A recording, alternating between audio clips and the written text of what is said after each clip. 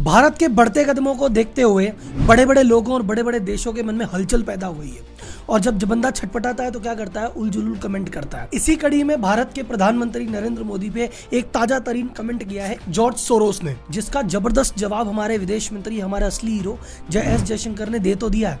लेकिन मैं आपको आज वीडियो में पूरा मुद्दा समझाने का प्रयास कर रहा हूँ कि आखिर ये जॉर्ज सोरोस है कौन और ये बीच में बोला क्यों, और ये जो इसने बोला है ये बस शुरुआत है। ऐसे बहुत सारे मेंढक निकलेंगे इस इलेक्शन ईयर में और बहुत कुछ बोलेंगे। आखिर इनके पीछे का बैकग्राउंड क्या है और इसमें हमको कैसे संभल के रहना है, ये वीडियो इसी के ऊपर है।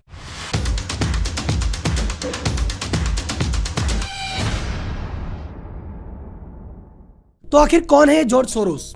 जॉर्ज सोरोस वर्ल्ड के उन चुनिंदा लोगों में से है जिन्हें दुनिया में भर भर के गालियां दी जाती है और हेट किया जाता है, और ये वर्ल्ड के सबसे कंट्रोवर्शियल फिगर्स में से एक है। ये एक जू है, यहूदी है, पर इजराइल इन्हें पसंद नहीं करता। इनका जन्म हंगरी में हुआ पर वो देश भी इन्हें बिल्कुल पसंद नहीं करता। ये वो व्यक्ति है जिनको टाइटल दिया गया है the man who broke bank of England, जिन्होंने बैंक ऑफ इंग्लैंड को तोड़ दिया था, जिन्होंने 1997 में एशिया में जो फाइनेंशियल क्राइसिस आया था इसी व्यक्ति की वजह से आया था। इस व्यक्ति को किसी भी देश की सरकार पसंद नहीं करती है। इसका तुर्की के राष्ट्रपति से पंगा है, अमेरिका में इसके खिलाफ आंदोलन चलाए जाते हैं। इनका काम देश की करेंसियों को तोड़ना, अर्थव्यवस्था को तोड़ना और देश की सरकारों के खिलाफ एंटी नेशनल अभियान चलाना इनका काम है। आजकल इन भाई साहब को नया शौक चढ़ा है इंडिया के खिलाफ बोलने का, लेकिन अब की बार इनका मुंह ज्यादा देर खुला नहीं रहेगा क्योंकि इनको मुंह तोड़ जवाब दिया है हमारे विदेश मंत्री एस जयशंकर ने। तो इन्होंने क्या कहा, क्यों कहा, यह आदमी है कौन, इसने इतने पैसे कमाए कहां से और ये पैसे खर्च कहां पे कर रहा है और ये क्यों देश के लिए या विश्व के लिए एक खतरा है, इस वीडियो में चर्चा करेंगे। ये वर्ल्ड के top 10 richest hedge fund managers की लिस्ट में है। ये विश्व के 375वें नंबर के सबसे अमीर व्यक्ति हैं।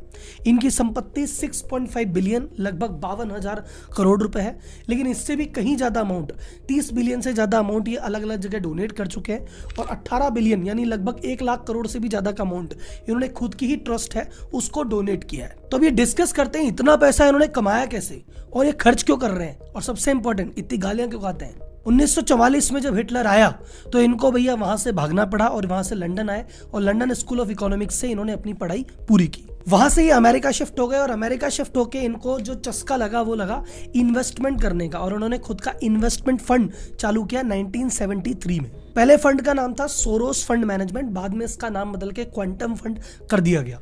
ये फंड अगर देखा जाए तो he is a legendary investor, मतलब छोटे मोटे इन्वेस्टर नहीं है। उस फंड ने 40 सालों तक 20% की CAGR से रिटर्न दिया। इसका मतलब ये हर 3.5 साल में अपना पैसा डबल कर रहे हैं पिछले 40 साल से। तो इनका रिकॉर्ड देखोगे तो आदमी भला लगेगा कि यार खूब पैसे कमाए, खूब इंटेलिजेंट है, पहले भी पैसे वाला था, पढ़ाई भी अच्छी की, पैसे भी खूब कमाए। क्या कमी है इसमें?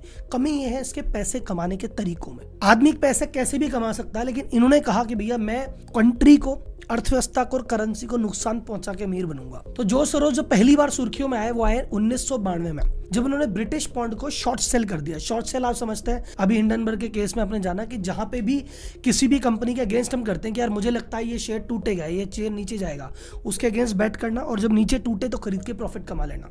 तो ऐसा 92 में इन्होंने ब्रिटिश पाउंड के अगेंस्ट किया और एक ही दिन में 1 बिलियन पाउंड यानी 10,000 करोड़ रुपए सिंगल डे कमाए, और पूरे महीने में धीरे धीरे टुकड़ों में करके एक महीने में 1.5 बिलियन पाउंड यानी 15,000 करोड़ रुपए कमाए, और उस समय ने टाइटल मिला the man who broke the bank of England. अब अगर ऊपर से देखें तो एक कमर्शियल ट्रांजैक्शन है, ऐसा ही होता है, उसमें कौन सी बड़ी बात है। एक कोई कंपनी या कोई देश या कोई करेंसी देखी जहां के फंडामेंटल वीक लग रहे हैं, आज नहीं तो कल इसका शेयर टूटेगा, उसी समय उसने अपना दिमाग का काम लिया, उसको शॉर्ट सेल कर दिया, जब शॉर्ट सेल हुआ तो मुनाफा कमा लिया। बात सही है, लेकिन आप सोचिए जब भी इस तरह के ट्रांजैक्शन किए जाते हैं, मुनाफा तो होता है 1-2 व्यक्तियों का, 1-2 संस्थाओं का, बट पूरी इकोनॉमी ध्वस्त हो जाती है और उसके चक्कर में छोटे और मध्यम वर्गीय व्यापारी हो या आम आदमी को बहुत डिफिकल्टी उठानी पड़ती है। अब अगर एक बार इंसिडेंस होता 92 में कि भाई एक बार कर लिया होगा बाई चांस, क्या फर्क पड़ता है, पर 1997 में दोबारा किया। थाईलैंड का जो भाट था उसके अगेंस्ट दोबारा ये चीज की, वहां भी पैसा कमाया। फिर मलेशियन करेंसी थी उसके अगेंस्ट किया। एक के बाद एक करके 5 एशियन कंट्रीज पे इन्होंने अटैक किया, और एशिया में एक फाइनेंशियल क्राइसिस आ गया 1997 में, जिसके लिए भाई इकलौता जिम्मेदार था। और दोबारा जब इनसे इंटरव्यू में पूछा कि यार आपकी वजह से करेंसी कोलैप्स हो गई, आपको बड़ा इसका दुख नहीं है, आप क्या? बोले यार मैं बिजनेसमैन हूं, मैं पैसा कमाने के लिए काम करता हूँ। मेरे एक्शन से किसी भी प्रकार का सोशली कुछ हो रहा है या नॉर्मल लेवल पे है, उसकी जिम्मेदारी मैं नहीं लेता, ना मुझे मतलब, ना मैं रोक सकता। मैं बिजनेसमैन हूँ, मैं पैसे कमा रहा हूँ। ये इनकी मेंटेलिटी है। I cannot and do not look at the social consequences of what I do. तो अगर आपको लग रहा है राहुल जी कितना बुरा आदमी है, करेंसियां तोड़ रहा है, देश तोड़ रहा है, अर्थव्यवस्थाएं तोड़ रहा है, कितना बुरा आदमी है, सर जी बुरा तो ये नहीं है। बुरा तो ये अब है कि इसने पैसे कमाए, उसमें तो बुरा है।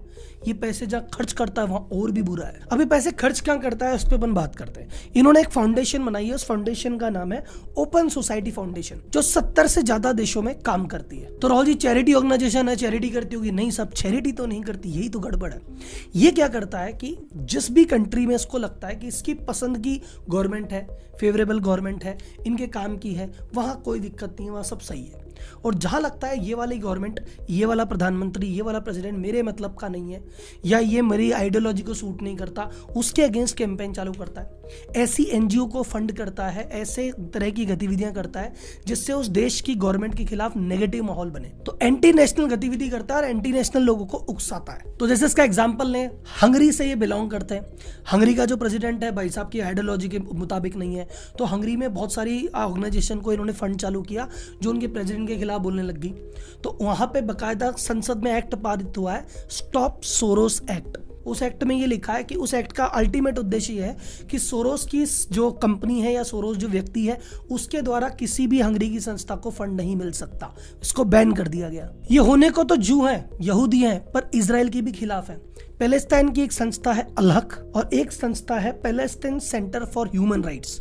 ये दोनों डायरेक्टली रिलेटेड है वहां के एक टेररिस्ट ग्रुप पॉपुलर फ्रंट के साथ, और उसको इनकी संस्था फंड देती है कि भैया इजराइल में अशांति फैलाओ। टर्किश प्रेसिडेंट जो है अर्दोगान, वो भी इनके खिलाफ बोल चुके कि यार ये टर्किश में एक्टिविटी करता है, टर्किश की संस्था को फंड करता है। तो जब ब्रिटेन के यूरोप से बाहर निकलने की बात थी, ब्रेक्जिट की बात थी, तो ये उसके खिलाफ था। तो जो भी ग्रुप एंटी ब्रेक्जिट कैंपेन चला रहे थे उनको 4 लाख पाउंड से ज्यादा की सहायता इन्होंने की। 2013 में एक बार हुआ था कि जर्मनी भी ईयू से बाहर निकलने की बातचीत हो रही थी, उस प्रस्ताव को भी समर्थन करने भाई ने पैसा दे दिया था, वो तो हुआ नहीं। ये अमेरिका के सिटीजन है इस समय और ये सपोर्ट करते हैं भाई साहब ये डेमोक्रेटिक पार्टी को। 2012 में जब बराक ओबामा जी लड़े थे उनके लिए 1 बिलियन फंड इन्होंने दिया था।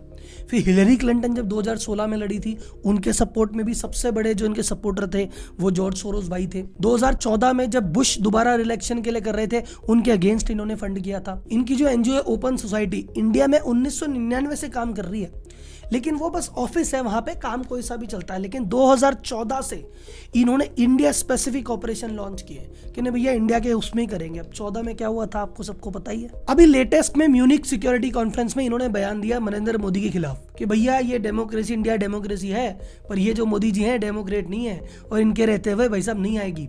तो एस जयशंकर प्रसाद ने इनको जो जवाब दिया उसी जवाब से मुझे क्लैरिटी आई कि इतना सब कुछ हो रहा है। तो एस जयशंकर प्रसाद हमारे हीरो और जब तक के सबसे बेस्ट विदेश मंत्री, उन्होंने कहा he is old, he is rich, he is opinionated and he is dangerous. वो कहता है कुछ लोग ऐसे हैं जो यूरोप और अमेरिका में बैठे हैं और पूरे विश्व को ऐसा समझते हैं कि अपने बाप की जागीर है, हम जैसा चाहेंगे वैसा होना चाहिए। अगर हमारी पसंद का व्यक्ति और हमारी पसंद की सरकार है तो वहाँ डेमोक्रेसी है, वहाँ पे इलेक्शन अच्छे हैं। पर अगर जैसे ही मेरी पसंद का व्यक्ति नहीं है वो हम कह देंगे इलेक्शन ही खराब थे, ईवीएम हैक हो गई, डेमोक्रेसी फ्लॉड है, और फिर डेमोक्रेसी को ठीक करने के बहाने फंड करेंगे ताकि एग्जिस्टिंग सरकार को डिस्टेबलाइज करने का प्रयास करें। एक्चुअली क्या है, सोरोस जैसे लोग, सोरोस एक एग्जांपल है, ऐसे बहुत सारे हैं, अलग अलग कंट्री में अलग अलग लोग अलग अलग रूपों में विद्यमान है।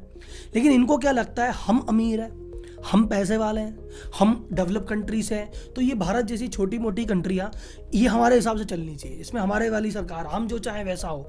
तो कोई भी सरकार जब यहाँ पे आती है जो अपनी मनमर्जी करना चाहती है, जो इनकी बात नहीं मानती, इनके एजेंडा खिलाफ आती है, तो इनकी मिर्ची लगती है। और अब धीरे धीरे भारत जग गया है। अब भारत भी टॉप 5 इकोनॉमी में आ गया है, टॉप 3 में आने की प्रयास कर रहा है। अपनी इंडिपेंडेंट फॉरेन पॉलिसी है, वेस्ट की नहीं सुनता, यूरोप की नहीं सुन रहा, अमेरिका की नहीं सुन रहा। तो इनकी छाती पे सांप लौट रहे हैं कि यार ये हो क्या रहा भारत में, हमारे कंट्रोल से बाहर तो नहीं जा रही बात। तो सोरोस भैया और बाकी ऐसे विचार रखने वाले लोग, भारत देश भी जग गया है, भारत देश की जनता भी जग गई है। उनको पता है कि भैया क्या सही क्या गलत, हम हमारे घर घर में लड़ाई कर लेंगे। हमको जो सरकार चाहिएगी ले आएंगे, जो नहीं चाहिएगी हटा देंगे। आपको बीच में बोलने की जरूरत नहीं है। आप भारत के बाहर के व्यक्ति हो, इन्वेस्टर हो, पैसा लेके आओ तो आपका वेलकम है। और पैसा भी लाके एहसान नहीं करते, पैसा तभी लाते हो जब आपको फायदा दिखता है। भारत आगे बढ़ रहा है, यहाँ पे इन्वेस्ट करने में फायदा है, तभी तुम आ रहे हो। नहीं फायदा होता तो तुम तो पहले बग गए थे, और आगे नहीं मिलेगा तो तुम फिर भाग जाओगे।